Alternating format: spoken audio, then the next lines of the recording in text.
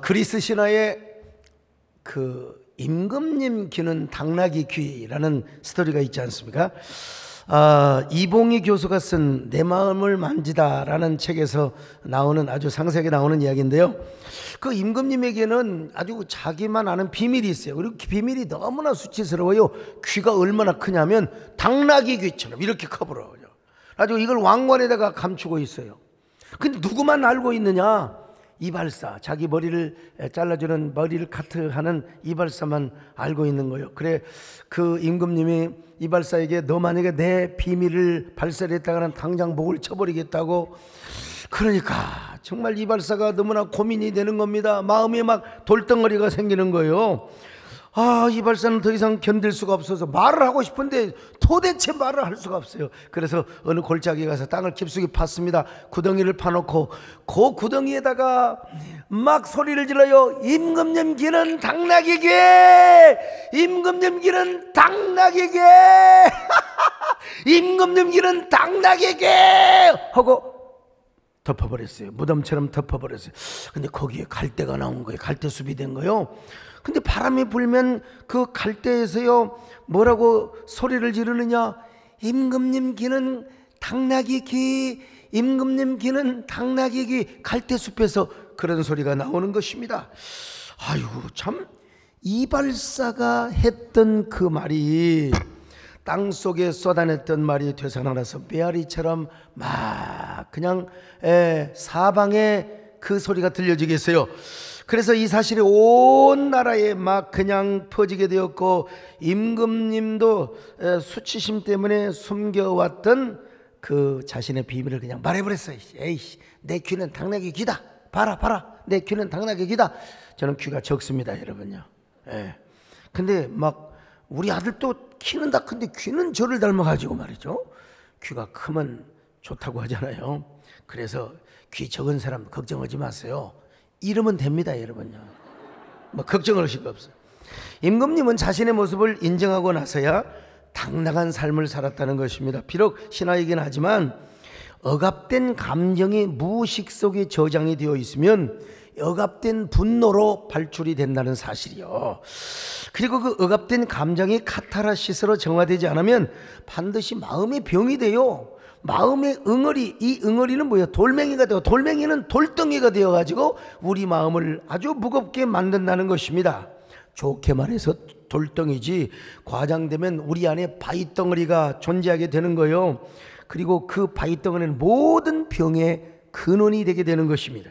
그러므로 이 억압된 감정, 마음의 돌덩이를 깨뜨리든지 빼내야 됩니다. 우리 그리스도인은 더더욱 그렇습니다. 마음에 돌덩이가 있을 때 신앙생활이 정상적으로 되지 않고 교회 생활이 불편해요.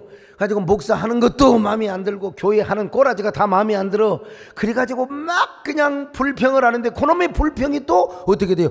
갈대숲으로 퍼져가지고 갈대가 그냥 바람이 불 때마다 요놈의 메아리 치는 불평이 전달이 된다 이 말입니다. 여러분, 오늘 본문에서 십자가에 달려있는 우리 예수님도 얼마나 고통이 크셨는지, 여러분 아무 죄 없이 대제사장에게, 군병에게 잡힐 때부터 억울하셨습니다. 대제사장 앞에서 아무 죄도 없는 예수님의 신성모독죄를 지었다고 빌라도 법정에 넘겨졌을 때 얼마나 상처가 컸겠습니까? 하나님 자신이 사람으로 오셔가지고 빌라도 법정에서 유죄 판결을 받으실 때 얼마나 억울하고 기가 막히겠습니까? 정말. 그래도 우리 예수님은 침묵을 지키셨습니다. 예수님은 아무 말씀도 안 하셨어요. 여러분, 게다가 비아 돌로로사의 길을 걸어갈 때 얼마나 아이고 힘들어 이런 소리 하나도 안 하셨습니다. 십자가에 못 박여서 그 체중이 못에 의해서, 대못에 의해서 받쳐질 때 얼마나 쓰리고 아리고 마음까지 영혼까지 아르지 않았겠습니까? 근데 예수님은 그때까지 한 말씀도 안 하셨습니다. 아무 변명도 안 하셨어요. 그러다가 마침내 예수님이 가상칠언 가운데 가장 고통스러운 고백을 하셨습니다. 그 말씀이 뭔 줄 아세요? 엘리 엘리 라마 사박다니, 하나님이여, 하나님이여, 어찌하여 나를 버리셨나이까? 엘리 엘리 라마 사박다니. 여러분, 얼마나 처절한 고백인지 몰라요. 물론 예수님이 하나님을 원망한 건 아닙니다. 잠시 하나님으로부터 분리되고 단절된 그 고통, 마음의 부담감, 그걸 지금 거룩한 부담감을 지금 표현한 것이죠. 여러분, 하나님은 예수님 버릴 수가 없어. 예수님은 하나님 앞에 아버지로부터 버림받을 수 없어. 이건 절대 부정을 통한 절대 긍정을 역사란 것이죠. 여러분, 예수님께서도 자신의 무거운 마음을 이렇게 고백하고 풀으셨다면 우리이겠습니까? 사람은 억압된 감정을 풀지 않으면 화병이 돼요. 이놈의 화병은요, 각종 성인병, 암을 비롯해서 불치병으로 번져지게 되는 것입니다. 억압된 감정을 잘 풀어야 되는 거예요. 그런 의미에서 심리학자 프로이드도 사회생활을 잘하려면 억압의 문제를 잘 풀어야 된다는 겁니다. 직장생활에서 스트레스 받은 거, 가정생활에서 스트레스 받은 거, 이거 카타르시스 되고, 여러분 정화되지 않으면요, 자기 자신이 스스로 파괴적인 삶을 살아가게 되고 인간관계가 파괴적이 되어서 결국 부부간의 문제도 여러분 파경을 맞게 되는 겁니다. 오죽하면 심리학자 펄츠는 게슈탈트 세라피를 주장했지 않습니까? 이 게슈탈트 세라피는 빈의자 요법이라고 하는데, 빈의자의 자신이 미워하는, 자신이 아주 원수처럼 여기는 사람을 앉혀놓다고 생각하고 그 빈의자에다가 할 말 못할 말을 다 하는 겁니다. 이 사실은 이게 기독교적이고 성경적인 방법이라고 할 수는 없습니다. 이상적인 방법이라고 할 수는 없지만, 그래도 카타르시스를 위해서, 마음의 정화를 위해서는 그렇게라도 해야 된다는 것입니다. 그러면 이제 우리 마음속에 정화작용이 일어난다는 것이죠. 그래서 요즘은요 미술치료, 이건 상당히 좋은 것 같아요. 프리다 칼로라고 하는 화가가 있습니다. 이분은 멕시코의 초현실주의자의 화가인데, 자신의 고통을 예술로 승화를 시킨 대단한 화가죠. 그녀는 6살 때 척추성 소아마비에 걸렸고 16살에 전처와 충돌 사고를 당하여 35번의 수술을 하였습니다. 그리고 결혼을 해서 3차례 유산을 당하였어요. 뿐만 아니라 결혼 후에 남편의 여성 편력으로 막 두들겨 패니까 2차례 이혼과 재결합으로 정신적인 고통과 상처를 너무너무 많이 겪은 여성입니다. 그런데 그녀는 그림을 그림으로써 자신의 억압된 감정이 그림으로 다 표현이 되고 치료를 하였다는 것입니다. 자신뿐만 아니라 자신의 그림을 보는 사람도 그 그림을 통해서 치유의 효과를 얻었다는 것입니다. 그녀의 독특한 그림의 세계는 독특한 외모로 유명하기도 합니다. 그녀의 작품 중 143점 중에 55점이 자신의 자화상을 그렸다는 것이에요. 삶의 고통과 절망이 반복될 때마다 작품의 오브제가 되어서 그야말로 거울 속에 비치는 자신의 모습을 즐겁게 그렸다는 것입니다. 그래서 그녀는 그림을 그리며 치유를 받고 그 그림을 보는 사람들도 함께 치유를 얻게 하였다는 것입니다. 그의 그림뿐만 아니라 그가 한 말이 유명합니다. 나는 내 꿈을 그린 것이 아닙니다. 나의 자화상을 그린 것입니다. 내 현실을 그린 것입니다. 다시 말하면 자신의 그림은 고통스러운 현실에 직면한 자신의 감정을 그때 표현했다는 것이죠. 꿈을 그린 것이 아니라 자신의 현실과 자화상을 그렸다는 것이죠. 그랬을 때 그 그림을 통해서 자신의 마음의 병도 고침을 받았고, 그리고 그 그림을 보는 사람들이 미술치료의 효과를 얻게 되었다는 것이죠. 얼마 전에 제 광주신학교 시절에 은사님이기도 하시고 우리 교회 협동목사님이신 김한식 목사님이 그림 하나를 가져왔습니다. 장복수 화백께서 그리신 아주 특이한 그림인데요, 이 화백께서는 이 그림의 주제를 봄이 오는 소리라고 정하셨어요. 근데 제가 보기에는 봄을 알리는 소리라고 정하면 더 좋지 않을까. 아무튼 봄이 오는 모습을 저렇게 붉은 열정의 모습으로 표현을 하였습니다. 위를 향하여 직선으로 서 있는 저 모습은 뭘 말하느냐? 생명나무라는 겁니다. 생명의 나무.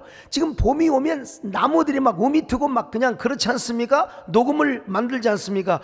저 생명의 나무를 저렇게 붉게 화사하게 처리를 했다는 것입니다. 그리고 저 높은 곳에 뭐가 있느냐? 종달새가 한 마리 있습니다. 종달새는 예로부터 고천자라고 그렇게 명명을 했는데 높이 높이 날아올라 하늘을 저 위까지 날아올라 노래를 하면서 울면서 하늘의 뜻을 알린다. 그래서 고천자라고 하기도 하는데, 저는 저 그림을 볼 때마다 제 마음에 봄이 오는 소리를 듣고 봄이 오는 소리를 봅니다. 여러분, 아직 겨울도 안 왔는데 저는 지금 봄이 오는 소리, 봄이 오는 모습을 지금 보고 있다는 것입니다. 자, 근데 중요한 건 뭐냐면 봄이 와도 요즘은 종달새가 보이지 않는다는 거요. 청보리밭 위로 가고 아무리 시골에 가도 여러분 종달새가 안 보여요. 종달새가. 그래서 종달새가 사라진 자리에 내가 날개를 펴고 올라가서 종달새를 대신해서 내가 고천자 역할을 하고 싶을 때가 요즘은 종종 생긴다는 것입니다. 그런 의미에서 제가 시집을 바로 내기 전에 직전에 제가 종달새라는 시를 5편을 썼는데 그 5번째 마지막 편을 제가 낭송을 해드리겠습니다. 당신이 머물던 자리는 허공이 되었고 당신이 외쳤던 하늘 소리는 온데간데 없이 사라진 후 푸른 정적이 되었어요. 아무도 노래하지 않는 하늘은 너무 외롭고 슬퍼서 나라도 날아올라 하늘 노래를 불러야겠네요. 내가 머물던 자리가 허공이 되고 나의 노래가 텅 빈 청막 속으로 사라진다 해도 그 누군가 외로운 하늘가에서 노래해야 한다면 당신의 빈자리 아무도 없는 허공의 끝에서 목 놓아 노래하겠어요.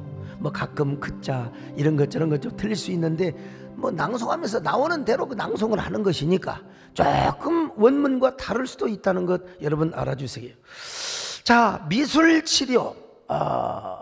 이게 일종의 미술치료라고 할 수 있죠. 미술치료뿐만 아니라 음악치료도 있어요. 좋은 음악을 들음으로써 우리의 정서가 환기가 되고 마음과 정신이 치유가 되는 테라피입니다. 여러분, 음악이 나오는데 막 신경질이 나고, 근데 여러분 그 음악도 조금 이렇게 막 락이라든지 너무 시끄럽게 하는 음악이 있는 건 사실이요. 그러나 여러분, 우리 마음을 치료하기 위해서는 또 잠이 오게 하는 아주 수면 음악도 있잖아요. 막 내 안에 분노한 늑대가 이빨을 날카롭게 하면서 막 조는 사람 깨라고 하는 겁니다, 여러분요. 예? 이 늑대는 전부요, 아주 그냥 전부 다 형님 아우가 없어. 전부 아우밖에 없어요. 아우! 형님은 하나도 없어요. 아우! 졸지 말라고. 예. 근데 좋은 음악을 들으면 마음이 진정이 됩니다. 좋은 음악이 되면요. 그래서 제가 음악회도 좀 가고 좋은 음악을 많이 들으라고 하는 건 하나님께서 우리에게 주신 일반 은총의 영역에서 우리가 누리는 혜택이죠. 이 가을이 오면 제가 봄에는 이런 노래 안 부릅니다. 가을이 오면 제가 이따금씩 이런 노래를 불러요. 이거 제가 만든 노래인 거 아시잖아요. 코스모스 향기가 코끝을 스치며 어느새 들녘에 갈대꽃들이 피네. 석양노을비 비추는 가을길을 건노라면 문득 곁에 있어준 그대 생각. 여러분, 노래 좋지 않습니까? 여러분, 그런데 요즘은요, 문학치료까지 등장을 하였습니다. 이 얘기는 문학치료사인 세리 라이터가 강연 중에 한 말인데요. 페르시아에 한 시인이 있었어요. 그런데 이 마음에 무거운 돌덩이가 막 매달려 가지고 도대체가 살 수가 없다는 거예요. 정신과 의사 선생님이 이런 얘기 저런 얘기를 듣다가 혹시 최근에 발표하지 못한 시나 낭송하지 못한 시가 있습니까? 그렇다는 거예요. 자, 그러면 나한테 그 시를 준비해 가지고 와가지고 내 앞에서 그 시를 다 낭송해 버리세요. 한 번이 아니라 두 번, 세 번, 네 번, 다섯 번, 10번을 계속해서 낭송하세요. 계속해서 의사 선생님 앞에서 시를 낭독을 하자 마침내 의사 선생님이 말합니다. 이제 당신 병은 나섰습니다. 돌아가십시오. 당신의 마음속에 돌처럼 매달렸던 것이 바로 낭독하지 못한 시였어. 그 시를 바깥으로 쏟아냈으니 당신은 회복된 것이요. 제가 이 글을 읽고 저도 내가 이 문학적 치료를 많이 받은 사람이구나, 이 문학적 치료의 혜택을 많이 받은 사람이구나, 제가 그런 생각을 했어요. 여러분, 저라고 어찌 상처가 없겠습니까? 근데 우리 교회뿐만 아니라 한국 교회를 섬기다 보니까 제 안에 얼마나 무거운 돌덩어리가 있겠습니까? 여러분, 저는 그럴 때마다 하나님 앞에 기도합니다. 저녁에 아무도 없을 때 자기 의자에 앉아가지고 주여를 한 100번만 부르고 가요. 이 시간 주님께 기도합니다.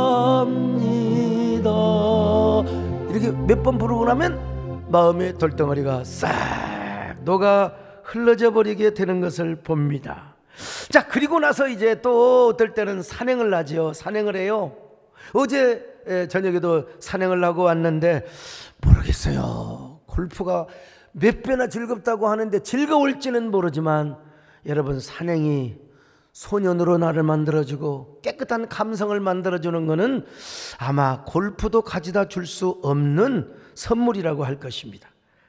그래서 이제 산행을 하다가 또 시세계로 들어가고 그러면 부지런히 또 여러분, 제가 이제 못하면 우리 사목사님에 녹음하라고 하는 거예요. 내가 이 시상이 떠올랐다, 녹음하세요 하고 그렇게 해서 쓴 시집이 이번에 12번째 나온 시집입니다. 제가 이렇게 시를 쓰면서 짓눌린 마음이 정화되고 카타르시스가 되었어요. 이렇게 쓴 시집이 여러분 생각을 한번 해보세요. 내가 무슨 유명한 시인이고 뭐 전문 시인도 아닌데 여러분, 현재도 2위가 되어 있고요. 그리고 전국 판매율이 1위에서 3위 안에 계속 들고 있다는 사실입니다. 3주 동안 연속해서 여러분. 참 이건 어메이징 그레이스가 아닐 수가 없습니다. 제가 무슨 뭐 잘 나가는 시인도 아닌데, 근데 어떻든 요즘 어떤 뭐라 할까요? 시대 트렌드에 맞게 뭐 시를 썼다고 할 수 있을까요? 이 시대 최고의 시인이신 정호승 선생님께서 저의 시집을 이렇게 평해 주셨습니다. 만인의 목회자 소강성 목사님은 그냥 목회자 소강성 목사님 그래도 되는데 이분께서 이렇게 만인의 목회자 소강성 목사님은 왜 홀로 있는 시간에 기도하는 마음으로 시를 쓰는 것일까?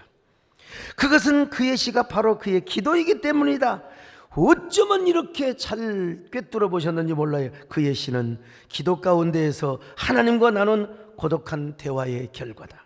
이 시집은 사랑의 향기로 가득 차 있다. 시를 쓰는 그의 마음이 이미 사랑이기 때문이다. 조선일보의 김한수 부장님께서는 뭐라고 헤드라인을 달아둔 줄 아세요? 모든 하나님의 창조의 피조물은 피조물의 이름은 사랑이라고.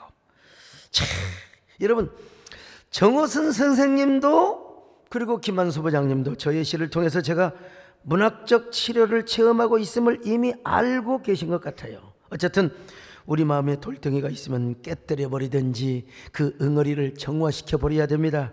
그런데 이런 얘기는 여러분, 목사가 아니래도 다 할 수 있어요. 저보다도 공부 많이 한 학자들, 심리학자들, 또 상담학자들이 더 잘할 수 있어요. 자, 그런데 그러기 때문에 저는 더 좋은 복음, 더 좋은 길, 더 근원적인 길을 소개시키려고 하는데, 그게 바로 뭐냐? 우리 마음에 있는 돌덩이를 누구한테 가지고 가야 되느냐? 무슨 도사한테 가지고 가고 무슨 상담사한테 가져가란 말이 아니라 상담사 중에 상담사이시고 모사 중에 모사가 되시는 치료자 중에 치료자가 되시는 예수 그리스도 앞에 가지고 나가라는 말입니다. 예수님께서도 십자가에서 역설적인 고백을 했지 않습니까? 예수님도 그랬다면 오늘 우리도 그럴 수 있어야죠. 저는 이런 얘기를 할 때마다 우리 예수님이 어떤 분이냐, 엿장수 같은 분이라. 우리 하나님은 엿장수 하나님이요, 우리 예수님이 엿장수의 예수님이라 이 말이요. 옛날 엿장수 아저씨는 돈을 받지 않습니다. 폐품 쓰레기만 받았습니다. 여러분, 엿장수 아저씨의 특징 첫째가 뭔 줄 아세요? 현찰을 싫어해. 돈을 싫어한다는 겁니다. 헌옷이나 낡은 고무신, 빈병, 헌책, 찌그러진 양재기, 깨진 그릇 등 아무짝에도 쓸데없는 것, 이걸 받고요, 둘이 먹다가 혼자 죽어도 모를 정도로 달콤한 엿가락을 우리에게 준다는 것입니다. 그래서 이런 경험을 했던 우리 어린 시절에 동구 밖에서 엿장수의 가위질 소리가 들리면 벌써 입에 군침이 도는데, 여러분 엿장수 가위 소리 아십니까? 양재기, 오그라진 그 빈병, 철사뭉치, 그리고 도롱태, 또 쟁기버섯 떨어진 거 가지고 와요, 가지고 와요. 둘이 먹다가 혼자 죽어도 이거 잘 안 되네. 아무튼 이 두 가지 역할을 다 하려니까 말이요. 그러면 그냥 우리에게 이게 파블로스의 조건 반사설이 거기 있는 거예요. 막 군침이 돌아가지고 막 그냥 저 뒷산에 그 또 어디 마루 밑에 아니면 또랑에 그 간심이통 그 오그라지는 것까지 죄다 줘. 어머니 머리 빠진 것까지 전부 다 갖다가 헌옷까지. 옛날에 너무나 제가 미쳐가지고 머리가 돌아버렸어요. 쟁기보습 헌놈이 아니라 새놈을 몽기로 빼다가 그거 엿싸먹고 우리 아버지한테 죽도록 맞아 죽은 적이 있었는데, 여러분 뭐냐, 달콤한 엿가락에 우리가. 근데 그 엿장수의 특징이 뭐냐면 돈을 안 받는다는 거예요. 돈을. 그리고 폐품 쓰레기만 받는 겁니다. 우리 하나님도 마찬가지요. 우리 예수님도 마찬가지입니다. 우리 마음 안에 있는 모든 그 폐품 쓰레기, 고통과 한숨과 눈물과 우리 몸에 있는 바위 덩어리, 여러분 그 어떠한 헌신과 헌금보다도 이것을 기쁘게 받으셔. 어떻게? 이바지처럼 받아. 이바지. 여러분, 이바지가 뭔 줄 아십니까? 옛날 우리 시골에서 이제 누나가 시집을 갔다 3일 만에 와요, 아니면 또 몇 달 만에 와요. 그러면 석작에다가 인절미를 뭐 이렇게 가져온다든지, 엿을 잘 집에서 만들어가 엿을 가져온다든지, 아니면은 또 한 거를 가지고, 이게 이바지입니다. 이게 이바지. 이바지의 반대말이 어떤 사람 물어봤더니 저바지라고 하더라고. 그 저바지란 말이 아니요, 이바지. 여러분, 우리 하나님도 우리 안에 모든 무거운 죄 보따리, 그리고 한숨, 눈물, 고통, 근심, 우울증, 모든 우울증의 보따리를 다 가져오시기를 원하십니다. 우리 마음에 돌덩이를 가지고 나와야, 그럼 우리 주님은 그 돌덩이를 녹여주십니다. 여러분, 그 돌덩이를 빻아버립니다. 그리고 그 돌뿌리를 다 빼버린 줄로 믿습니다. 여러분, 그러므로 우리가 여러 가지 세라피가 있지만 우리 마음에 매달려 있는 돌덩어리, 요 굳게 박혀 있는 돌뿌리, 우리 안에 있는 뭐라고 할까요, 독버섯을 빼버릴 수 있는 가장 유일한 방법은 뭐냐? 예수님 앞에 나가는 거예요. 예수님 앞에 나가야 됩니다. 그러면 주님께서 돌뿌리를 빼내주십니다. 빠버리십니다. 녹여버리십니다. 여러분, 빼내주십니다. 그 돌덩이 대신에 우리에게 뭘 줘요? 기쁨의 노래를 주십니다. 감사의 노래를 주십니다. 평안의 노래를 주십니다. 여러분, 정말 우리의 한숨을, 우리의 눈물을 기쁨으로 바꾸시는 우리 주님을 믿으시면 아멘합니다. 나의 한숨을 바꾸셨네. 주를 향한 노래로, 소망의 노래로 나의 눈물을 거두신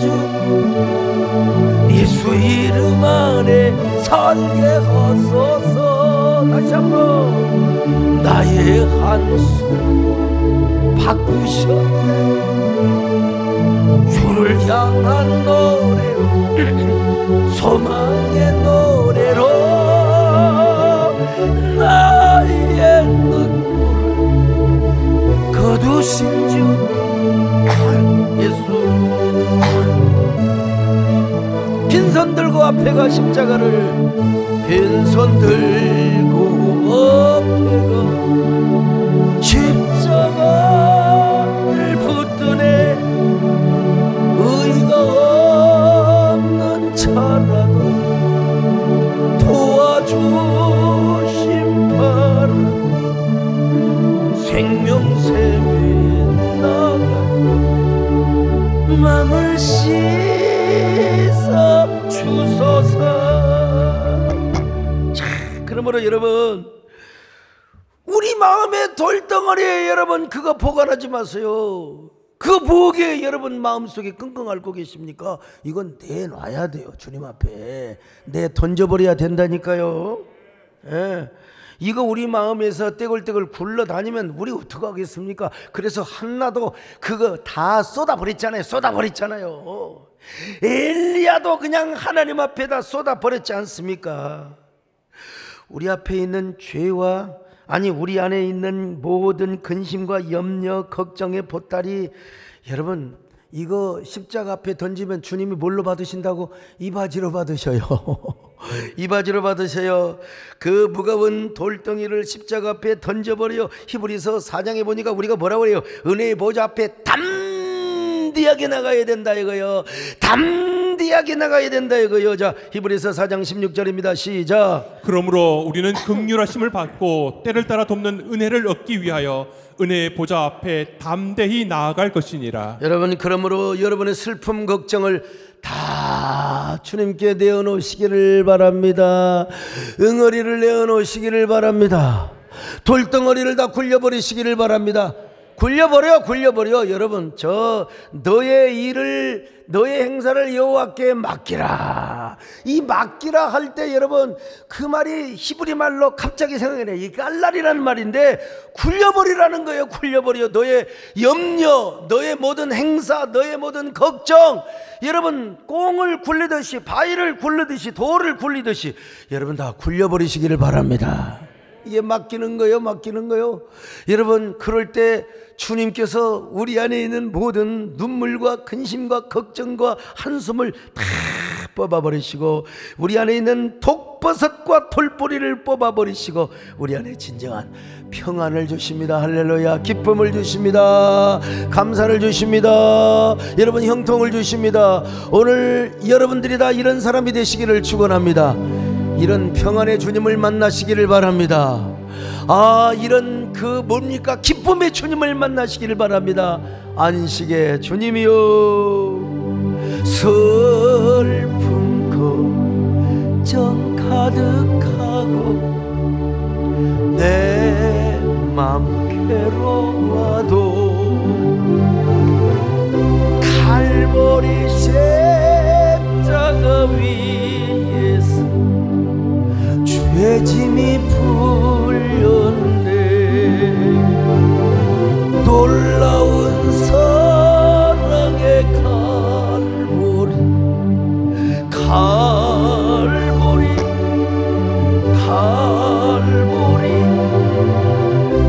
놀라운 사랑의 갈보리. 영원한, 그 다음에 2절이 더 가사가 더 좋아요. 너의 근심 모든 염려 주께 맡기어라. 갈보리 십자가 위에서 죄짐이 돌덩어리도 풀려버렸어. 놀라운 사랑의 갈보리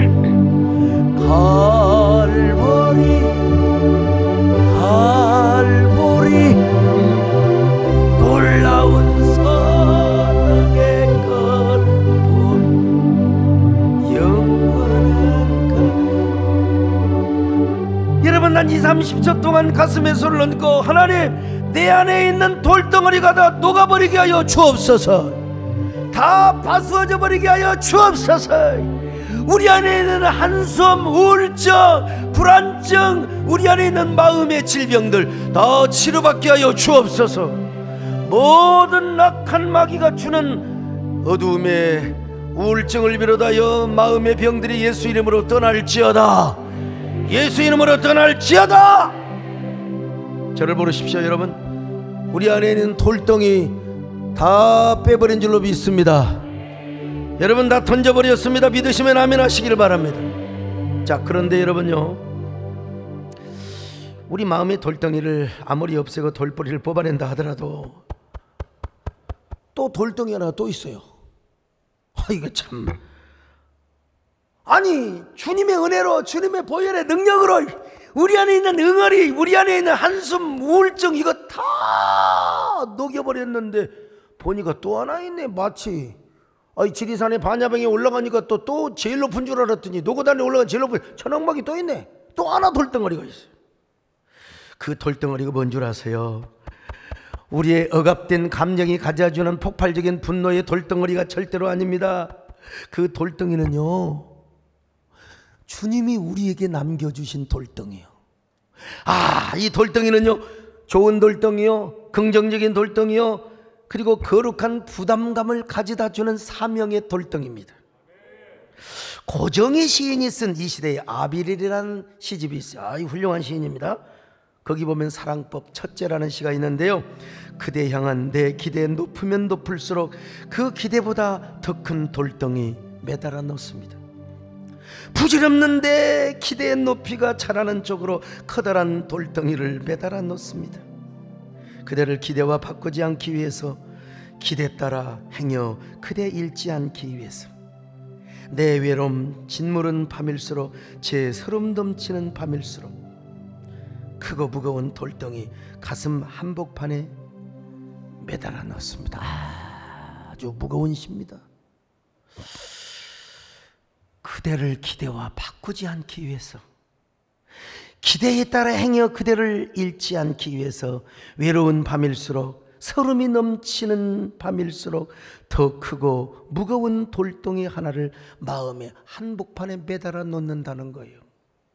사랑하는 사람을 위해서, 그리고 사랑하는 사람을 향한 기대 때문에 마음에 크고 무거운 돌덩이 하나 가슴 한복판에 매달아 놓는다는 겁니다. 자, 멋있는 시입니다, 여러분. 한마디로 사랑에는 부담감이 있어야 된다는 거예요. 사랑에 부담이 없다는 건 그건 사랑이 아니요, 가짜 사랑이라는 것입니다. 그 부담감을 뭘로 표현하느냐? 돌덩이로 은유화한 겁니다. 그 돌덩이로 이미지화한 거예요. 어찌 비단 사랑뿐이겠습니까? 자신의 사명도 마찬가지입니다. 글 쓰는 사람이 나는 그냥 종이만 들면, 펜만 들면 글이 줄줄줄 나와. 그런 게 어디가 있어요. 다 짜내고 묵상하고 그러는 거지. 여러분, 유명한 소설가 김훈 같은 소설가도, 여러분 이번에 나오는 안중근 소설, 여러분 30 몇 년 동안을 썼다고 하잖아요. 20 몇 년인가. 그냥 소설이 그냥 금 나와라 투닥투닥 나와버리면 얼마나 좋겠어요. 사랑뿐만이 아닙니다, 여러분. 노래하는 가수 우리 남진 장로님, 공연을 하려면 얼마나 많은 준비를 합니까? 늘 부른 노래라 하더라도 역시 남진 장로님 신곡보다 옛날 노래 나오면 아줌마들이 환장하시더만. 그냥 저 푸른 초원 이에 그러면 으아 하는 거야. 내가 가서 부르면 저 새끼는 어디서 왔어 그럴 때. 아니, 아무리 부른 노래도 얼마나 밴드 부대와 맞추어 보고 얼마나 리허설을 해야 공연을 통해 감동이 오는 거지. 놀다가 그냥 한다고 그런 게 어디가 있어요. 운동선수가 자기 달리기 잘한다고 놀다가 달리기 하면 돼요? 얼마나 피나는 노력, 0.1초를 단축하기 위해서 누구든지 마찬가지요. 자신의 미션을 알고 미션을 사랑하는 사람이라면 마음에 돌덩이 하나 품고 살아가는 겁니다. 여러분, 그것이 오래되면 돌뿌리가 되는 거예요. 돌뿌리. 우리 신앙생활은 더 그렇습니다. 우리 신앙생활에도 거룩한 눌림이 필요하고 거룩한 부담감이 필요한 겁니다. 그래서 여러분, 사도 바울도 주님의 복음을 위하여 얼마나 많은 부담감을 가졌습니까? 얼마나 많은 고난을 당하였습니까?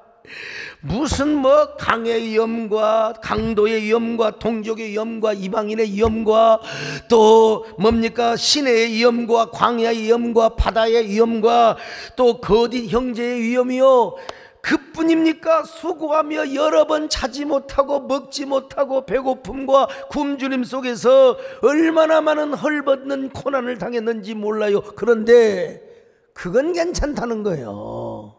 그건 괜찮아. 그건 아무것도 아니라는 거예요. 바울에게는 다 자신의 마음을 누르는 돌덩이가 있었다는 겁니다.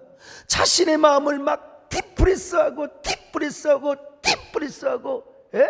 누르고 눌림을 받는 고통이 있었어요. 자, 고린도후서 11장 28절을 같이 봅니다. 시작. 이 외의 일은 고사하고 아직도 날마다 내 속에 눌리는 일이 있으니 곧 모든 교회를 위하여 염려하는 것이라. 눌리는 일이 그 뭐냐? 교회를 향한 염려요. 교회를 향한 염려요. 바울이 다른 염려가 아니요. 뭐 내일은 무엇을 먹고 내일은 어디 가서 뭐라고 아니에요. 교회를 자기가 지금까지 세워놓은 교회 뭐 그렇게 독초들이 와가지고 날짐승들이 와가지고 이단들이 들어와서 막 그냥 교회를 흔들어야 된단 말이에요. 그 교회를 위한 염려. 그것이 바로 사도 바울에게 커다란 돌덩이요. 여러분, 바울뿐만 아니라 저에게도 부족하지만 돌덩이가 있습니다. 이 돌덩이는 제 마음속에요, 아예 박혀버렸어요. 우리 교회뿐만 아니라 한국교회 교계를 섬기다 보니까 여러분, 앞장서서 일하면 반드시 욕먹습니다. 반드시 여러분, 공부 학교에서 1등하면 반드시 추적자가 여러분 나오는 거예요. 반드시 앞장서서 일하다 보면 반드시, 아니 나는 진짜 충분히 했다고 생각해요. 이제 저도 이제 올해대가 선포 있잖아요. 골프를 제가 이제 한번 연습해 보겠다고. 근데 아직 골프 연습장 못 가봤어요. 골프 연습장 제가 가긴 가야 되는데 시간이 안 나네. 아무튼 그런데 제 서재에 조그마한 그 구멍 넣은 거 있잖아요. 그건 잘 넣어요. 제가 유성근 장로님 70부터 친다는데, 장로님은요 넣으려고 할 때 할렐루야 하면 또랑으로 떨어져 버려요. 저는 5개 다 넣었어요. 아까도 5개 다 넣고 왔어요. 구멍 넣는 거 제가 잘합니다. 여러분. 치는 것도 잘할 거예요. 근데 아직은 제가 못하고 있습니다. 하나님께서 좀 쉬엄쉬엄 하려고 하는데 제 마음속에 있는 돌덩이를 하나님은 안 빼주세요. 좀 빼주시면 좋겠는데. 저뿐이겠습니까? 하나님의 사람이라면 누구나 하나님의 거룩한 돌덩이를 하나 달고 살아야 이게 정말 정상입니다. 부정적인 돌덩이가 아니에요. 거룩한 돌덩이, 긍정적인 돌덩이, 창의적인 돌덩이, 영적인 돌덩이, 또 뭐라고 할까요? 또 사명의 돌덩이라고 말할 수 있겠죠. 그런 사람이 진짜 하나님의 사람이고 사명의 사람인 것입니다. 지난 월요일 우리 교회에서 이재원 목사님, 김선명 목사님, 정두영 목사님 나의 손으로 제가 부릅니다. 안수식이 있었습니다. 저도 30수년 전에 목사 안수를 받을 때 그때가 생각이 나고 지금까지 걸어왔던 사명의 길이 생각이 나서 제가 정말 눈물 콧물 흘리며 기도했습니다. 근데 그분들도 눈물 콧물 다 흘리는데 그 중에서 제일 많이 우는 분이 이재원 목사님이었어요. 이재원 목사님 연세대학교 의과대를 나왔었어요. 병원도 잘 돼요. 아주 병원에 가보세요. 환자가 어디 앉을 데가 없어요. 근데 뭐가 부족하다고 신학을 해서 목사 안수를 받아요? 고난의 길을 자처합니까? 자, 그러므로 저 눈물의 의미 다시 한번 보여줘 보세요. 저 눈물의 의미는 도대체 어떤 의미일까요? 하나님, 나 같은 것이 무엇이기에 나를 부르셨단 말입니까? 나같이 무능한, 나같이 무익한 종을 불러서 주의 복음을 전파하고 몸된 교회를 세우며 하나님의 나라를 정작 확장시켜 가겠단 말입니까? 이 부르심을 감당치 못하는 무익한 종이지만 주님, 이제는 기름 부음을 받아 싸우니 죽도록 이 생명 다하는 날까지 충성하겠습니다. 사실은 우리 이재원 목사님 아니면 내가 어떻게 메디컬 처치를 했을 것이며 어떻게 방역 강화를 잘하며 예배를 잘 드리고 여러분 지역사회 주민들에게 칭찬받는 사랑받는 교회가 될 수 있었겠습니까? 제가 장담합니다. 저분들이 흘렸던 눈물, 우리 김선명 목사도 눈물 많이 흘려, 정두영은 고개를 하도 숙여가지고 눈물이 흘렸는지 침이 흘렸는지 잘 안 보였어요. 아무튼 저분들이 흘린 눈물 마음에 큰 돌덩이가 될 겁니다. 내가 해봐서 알거든요. 거룩한 부담감을 갖다주고 거룩한 강박증도 갖다줄 것입니다. 진정한 사명자의 삶을 살아가게 될 것입니다. 여러분도 그런 사람이 되었으면 좋겠습니다. 왜냐하면 주님이 우리를 불러주셨거든요. 주님 나를 부르셨으니 주님 나를 부르셨으니 내 모든 정성 내 모든 정성 주만이 바칩니다.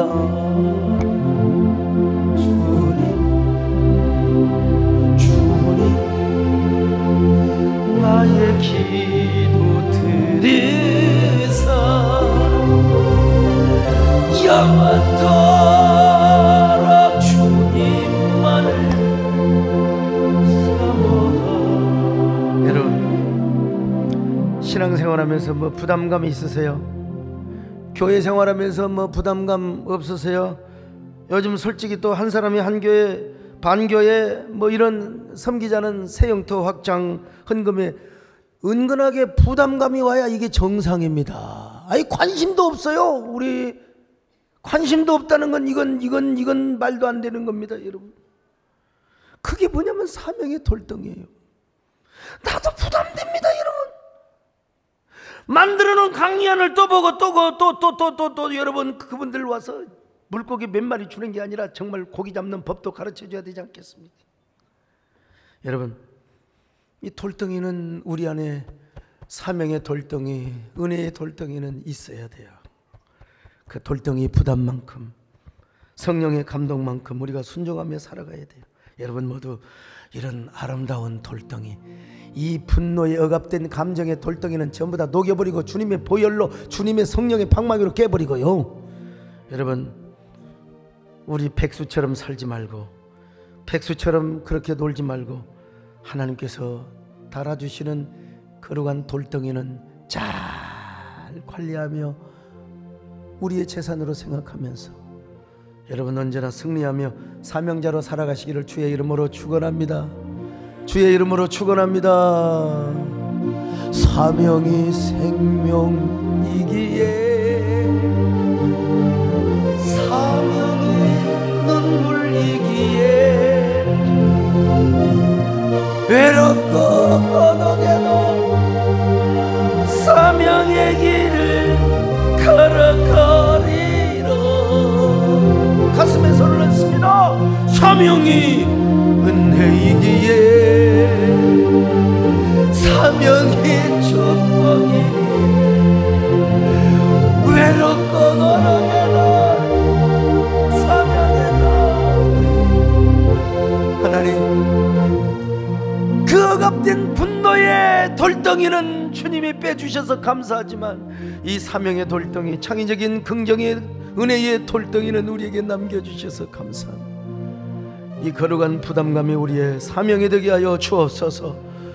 그리고 주님이 그것 때문에 오셔서 우리의 마음을 어루만지고 우리의 마음을 언제나 정말 사명의 사람으로 위로와 격려받는 저희들 되게 하여 주시옵소서.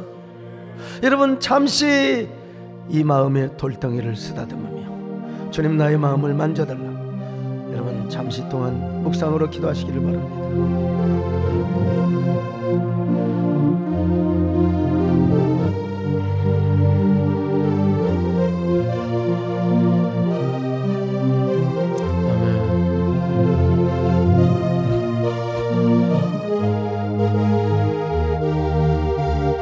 하나님 이제부터 사명이 우리의 생명이 되게 하여 주옵소서. 그 생명은 눈물이 되게 하여 주옵소서. 사명의 은혜가 되게 하여 주옵소서. 사명의 축복이 되게 하여 주시옵소서. 거룩한 돌덩이 하나 달고 다니며 살아가는 저희들 되게 하옵소서. 예수님의 이름으로 기도 올리옵나이다. 아멘.